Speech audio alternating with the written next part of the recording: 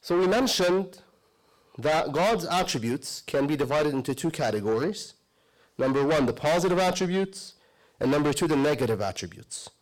Now, there's nothing negative about Allah subhanahu wa ta'ala. Allah Azza wa Jal is the most perfect being. In fact, He is perfection. He is completion.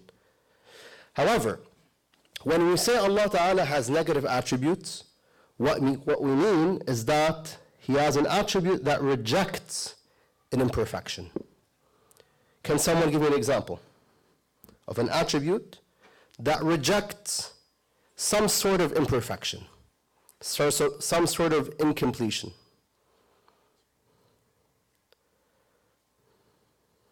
Yes. ليس بظالم, right? He's not an oppressor. He's not unjust. On the other hand, the positive attribute would be He is just, عادل. A positive attribute is one that confirms some sort of perfection.